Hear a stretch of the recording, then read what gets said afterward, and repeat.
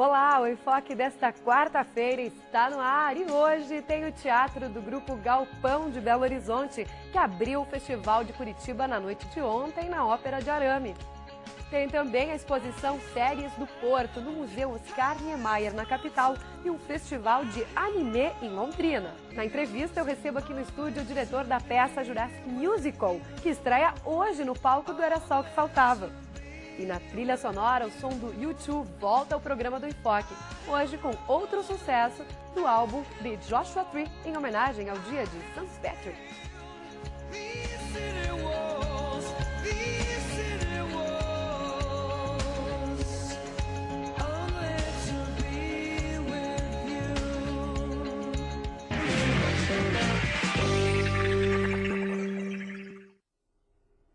Quantas histórias guarda o cais de um porto? O local serve de inspiração para muitas artes, inclusive para a pintura.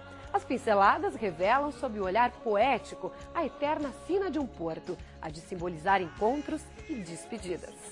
O Museu Oscar Niemeyer abriu nesta terça-feira a exposição Séries do Porto, que reúne obras que retratam justamente esta realidade. Uma realidade bem paranaense, já que nas telas está o Porto de Paranaguá.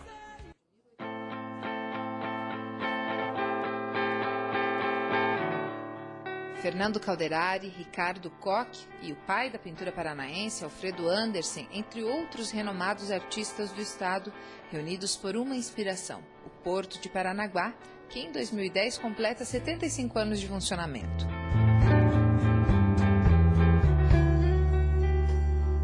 Houve essa proposta de trabalharmos juntos e oferecer à população um apanhado das obras de artistas paranaenses ou artistas que aqui se radicaram, que transmitiram através da sua pintura uma temática que é do Porto, né?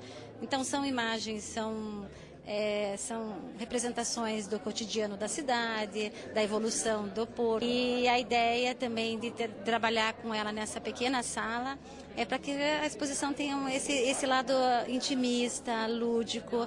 As obras contam a história do Porto desde que este começou a funcionar. É o caso desta obra de Alfredo Andersen, de 1895, onde um dos maiores complexos portuários do país é retratado com apenas um atracadouro.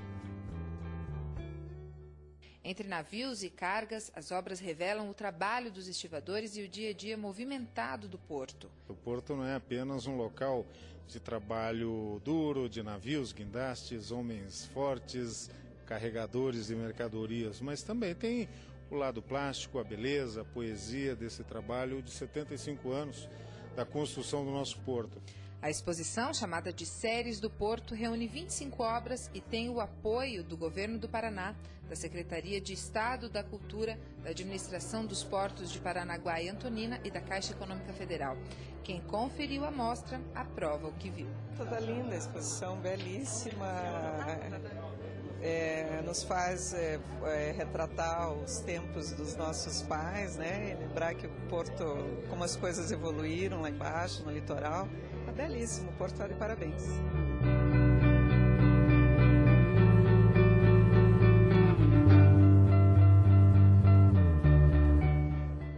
A exposição permanece em cartaz no Museu Oscar Niemeyer até 4 de julho, de terça a domingo, das 10 da manhã às 6 da tarde.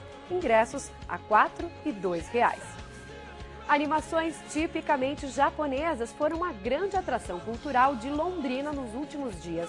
Organizada pelo Núcleo de Estudos Japoneses da UEL, com apoio do Consulado Geral do Japão em Curitiba, a mostra de animes levou um pouquinho dessa arte oriental ao público da cidade do norte do Paraná, formado por descendentes e também por quem não tem os olhos nem um pouquinho puxados. O áudio é em japonês. As imagens são mangás tipicamente orientais, mas em forma de animação. São os animes, uma forma de contar histórias bem característica do Japão. A técnica que permite dar movimento aos personagens orientais de grandes olhos surgiu há 90 anos e hoje é muito difundida, especialmente na Europa. Mas o Brasil, a cada dia, também conhece mais desta arte. Na tela do Teatro Ouro Verde, em Londrina, o sucesso em cartaz é Memories, do diretor Katsushiro Otomo, que é apresentado na mostra de anime japonês. Por que nós tivemos a ideia de solicitar que fosse trazida essa mostra para Londrina, porque muitos adultos, jovens e crianças que já conhecem pela televisão, talvez quem tenha pego aquela série Akira, né, tenha ficado na sua memória. Então, há muita pergunta sobre anime. Então, achei que essa mostra de anime seria interessante, sobretudo para incentivar um pouco mais a criatividade, despertar também a criatividade e também fazer com que esses personagens tão diferentes, tão dinâmicos, ficassem mais conhecidos. E, sobretudo, é a divulgação da cultura japonesa. Esse grupo, formado por crianças e adolescentes do Centro de Atenção Psicossocial Infantil, veio assistir à sessão como forma de enriquecer o processo educacional. Assim, eu sempre penso assim, quando tem coisas gratuitas, a gente tem que levar eles, né? Porque assim, eles não, são crianças carentes, que não têm oportunidade de ver essas coisas, né? Não tem dinheiro, né? Então, quando tem, eu quero levar em tudo. Então, quanto mais coisa cultural eles verem, para eles eu acho que é melhor, porque vai embutindo neles. Dona Nilza aproveitou para vir junto. Uma atividade cultural interessante, então. É interessante. Bom para as crianças, né? Para a gente também. Divertido. É, divertido. Quem já é fã dos animes também não quis perder a oportunidade. Eu sou muito fã desde criança e eu continuei acompanhando mesmo depois de adulta, porque eu acho que é um gênero bastante interessante, ele lida com vários temas. E o anime, ele não é feito só para crianças, né? Tem vários gêneros, então tem o infantil, mas tem para adolescentes, tem para adultos. Então eu continuei acompanhando e assistindo porque eu gosto bastante. E a maneira como eles são feitos, como os animadores trabalham os temas dos animes que são bastante interessantes. Com o sucesso da mostra, a organizadora já pensa em novas projeções. Nós temos a ideia de trazer novamente a mostra com outros filmes que já tem perguntado aqui, e aquele filme, e aquele outro, e aquele outro. Então nós queremos trazer, sim, o mais breve possível.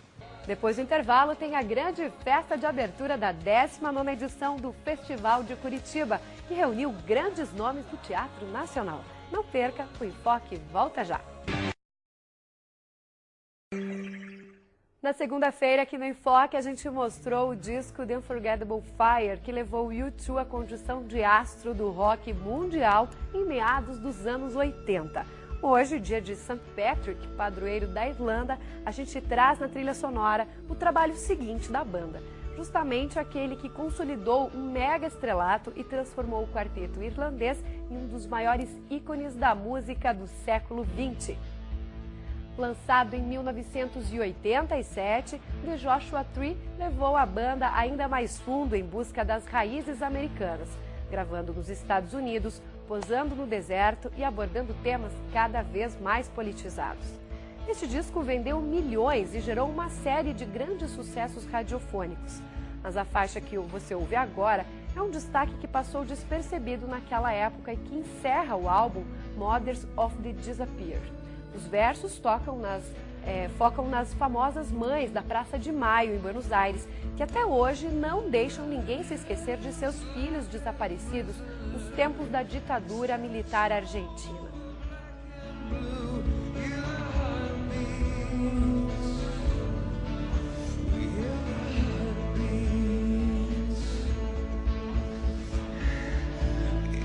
Vale lembrar que esta nova edição do The Joshua Tree é remasterizada e ganhou também aqui no Brasil uma edição de luxo, com um disco extra de raridades gravadas pela banda naquela mesma época. Um prato cheio para os fãs de carteirinha.